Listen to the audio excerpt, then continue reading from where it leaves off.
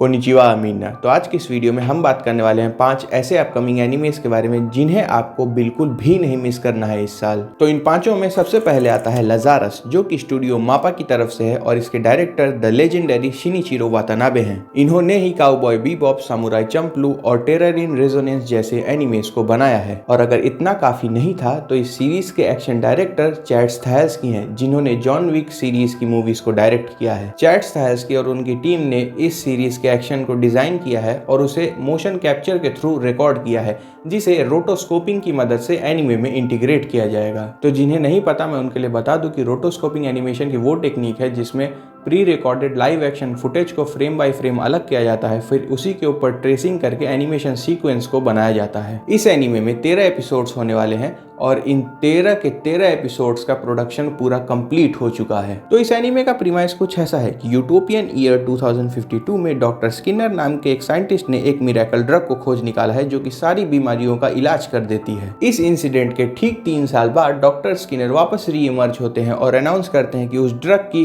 3 साल की half life है और जिस व्यक्ति ने भी उस ड्रग को लिया है वो अब जल्द ही मर जाएगा। Soon after this chaos and confusion, a task force of 5 agents is assembled to locate Dr. Skinner and create a vaccine. Lazarus इस साल अप्रैल से एयर होना शुरू हो जाएगा और आप इस एनिमे को बिल्कुल भी मिस मत कीजिएगा। तो आइए अब हम आते हैं Lord of the mysteries anime series पर। ये चाइना की तरफ से आने वाला एक अपकमिंग एनिमे है, या मैं इसको बेसिकली डोंगहुआ कहूँ क्योंकि चाइना से आने वाले एनिमेस को डोंगहुआ शब्द से जाना जाता है। ये एक चाइनीज नॉवल पर बेस्ड है और जिन्होंने भी इस नॉवल को पढ़ा है वो इसकी बहुत ही ज्यादा तारीफ करते हैं। इसके 2 ट्रेलर्स को अभी तक रिलीज किया गया है और उन ट्रेलर्स को देखने के बाद मैं इतना ज्यादा एक्साइटेड हूँ इस एनिमे के लिए कि मैं क्या बताऊँ, क्योंकि उस ट्रेलर का डायरेक्शन, एनिमेशन सब एकदम ही टॉप नॉच है और एकदम आपको इस वर्ल्ड की मिस्ट्री में ढकेल देता है ट्रेलर से ही। तो देखिए, मैंने इसके नॉवल को पढ़ा नहीं है, लेकिन मैंने जितनी भी उसकी तारीफ सुनी है, अगर वो सच है तो प्रोबेबली हम एक one of a kind anime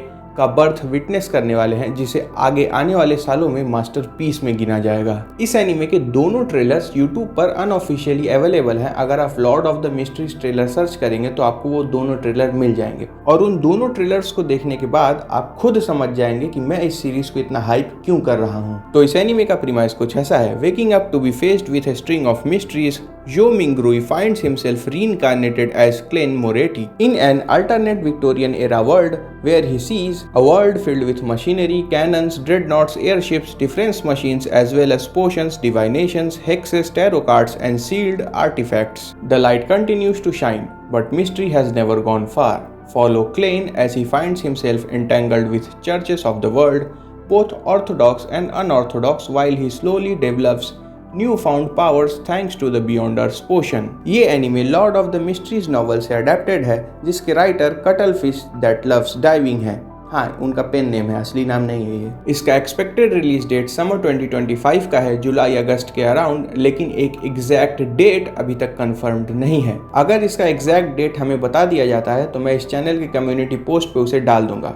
ये एनिमे आपको देखना ही देखना है। तो आइए अब हम आगे बढ़ते हैं अपने तीसरे एनिमे पर, जो आपको इस साल बिल्कुल नहीं मिस करना है। इसका नाम है sentence to be a hero. इसे मानाबू ओकामोतो डायरेक्ट कर रहे हैं, जो कि मुशोकु टेंसेई सीजन 1 के डायरेक्टर थे और उनके कमाल के डायरेक्शन की झलक हमें इसके ट्रेलर में दिखाई भी पड़ती है। तो इस एनिमे का प्रीमाइस कुछ ऐसा है। इसकी दुनिया में जो सबसे खराब क्रिमिनल्स होते हैं उन्हें हीरो बनने की सजा दी जाती है और उन्हें डीमन किंग की आर्मी से फाइट करने के लिए फ्रंट लाइंस पर छोड़ दिया जाता है, और अगर वो लड़ते लड़ते मरते हैं तो उन्हें वापस जिंदा किया जाता है और उन्हें वापस उस लड़ाई में धकेल दिया जाता है। But when their leader convicted of killing a goddess meets another goddess himself, the contract they forge may be enough to change the world. मैं पर्सनली इस एनिमे के लिए बहुत ही ज्यादा एक्साइटेड हूँ, क्योंकि इसका प्रीमाइस बहुत ही यूनिक है और मैं देखना चाहूंगा कि जिस तरीके की कहानी ये फॉर्म कर रही है उसे ये किस तरीके से प्रेजेंट करते हैं। Now moving on to our next anime that you should watch this year, Gachiakuta. इसका नाम थोड़ा अजीब है और पता नहीं मैं इसे सही से प्रोनाउंस कर भी रहा हूँ कि नहीं, लेकिन कोई बात नहीं, हम इसके प्रीमाइस पर आगे बात करते हैं अब। तो ये कहानी है रूडो की, जो कि द स्फीयर के स्लम एरिया में रहता है और वहाँ के हेटेड ट्राइब्स फोक का मेंबर है। The sphere is a partition society floating high above the clouds. तो जो इस सोसाइटी के हाई क्लास एलिट्स हैं वो रूडो और उसके जैसे लोगों को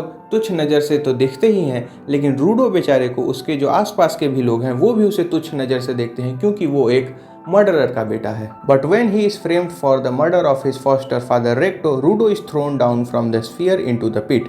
N enormous garbage dump from which no one has ever returned. ये एनिमे स्टूडियो बोन्स के अंडर बन रहा है और इसके डायरेक्टर फुमिहिको सुगानुमा है। माई हीरो एकेडेमिया इस साल खत्म हो जाएगा, तो मुझे लग रहा है स्टूडियो बोन्स का नेक्स्ट टॉप प्रायोरिटी शो यही होने वाला है। इसका प्रॉपर ट्रेलर बोल के तो अभी कुछ नहीं आया है। एक छोटा सा प्री विजुअल हमें रिलीज किया गया था, लेकिन उसमें ऐसा कुछ एनिमेटेड तो नहीं है। इसका एक की विजुअल दिसंबर में रिलीज किया गया था और इसके की विजुअल और इसके प्री विजुअल को देखकर लग रहा है कि इसके डायरेक्टर काफी ध्यान दे रहे हैं डिटेलिंग पर और इसका की विजुअल काफी सुंदर है, तो हम काफी हाई क्वालिटी एक्सपेक्ट कर सकते हैं एटलीस्ट विजुअली। तो आइए अब हम आगे बढ़ते हैं इस वीडियो के fifth and final anime recommendation पे जो आपको 2025 में देखना है। इसका नाम है विच हेड अटलियर। ये एनिमे फैंटेसी जॉनरा का है और ये पॉपुलैरिटी में फ्री रन की ऊंचाइयों को छू सकता है। इसके डायरेक्टर आयामू वातानाबे हैं, जिन्होंने children of the sea film, summer time rendering anime और कोमी कांड कम्युनिकेट जैसे एनिमेस को डायरेक्ट किया है और इसमें ओएसटी युका कितामुरा दे रही हैं। इन्होंने ही एल्डन रिंग, डार्क सोल्स, ब्लडबोर्न और सेकिरो जैसे गेम्स में म्यूजिक दिया है। इसके ट्रेलर में एनिमेशन और विजुअल्स तो कमाल के हैं ही, लेकिन मुझे पर्सनली इसके एनिमेशन और विजुअल्स से ज्यादा इस बार इसके ट्रेलर में इसका म्यूजिक लगा।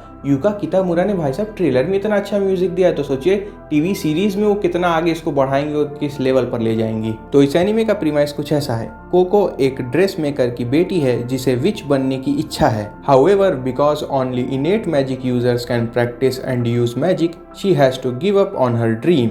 तो एक दिन होता क्या है, कोको एक क्वी फ्रे नाम के विच से मिलती है और उसे जब वो मैजिक यूज करता देखती है तो वो उसी चीज को रेप्लिकेट करने की कोशिश करती है, लेकिन गलती से उससे एक ऐसा स्पेल कास्ट हो जाता है जो कि उसकी माता को एक स्टोन में बदल देता है। As Coco does not know which magic spell she cast and Queefrey is tracking down the sinister coven that could be behind this incident, he takes Coco as his apprentice in order to undo the spell and allow her to fulfill her dream। ये anime studio bug films के under बन रहा है और मैं चाहूंगा इसकी team को प्रॉपर टाइम और रिसोर्सेस अलॉट हो ताकि वो इसकी कमाल की दुनिया को हमारे सामने एकदम परफेक्ट वे में रख सकें। मैं बस यही उम्मीद करूंगा कि इसके प्रोडक्शन का हाल जॉम 100 जैसा न हो। जॉम 100 का एपिसोड 1 बहुत ही अच्छा था, मूवी क्वालिटी एनिमेशन था, बाकी एपिसोड्स का भी एनिमेशन अच्छा था, लेकिन बार बार उन एपिसोड्स के बीच में हमें कभी 2 हफ्ता कभी 3 हफ्ता का वेट करने मिल रहा था, क्योंकि एनिमे की प्रोडक्शन सही नहीं चल रही थी, प्रोडक्शन हेल्दी नहीं था उसका। मैं चाहूँगा ये सिनेरियो कम्प्लीटली अवॉइड किया जाए विच हेड अटलियर के केस में। तो ये थे वो 5 एनिमेज जो आपको 2025 में बिल्कुल भी नहीं मिस करने हैं। तो इसी के साथ आज की इस वीडियो में इतना ही। फिर मिलूंगा आपसे एक अगली वीडियो में, तब तक के लिए धन्यवाद।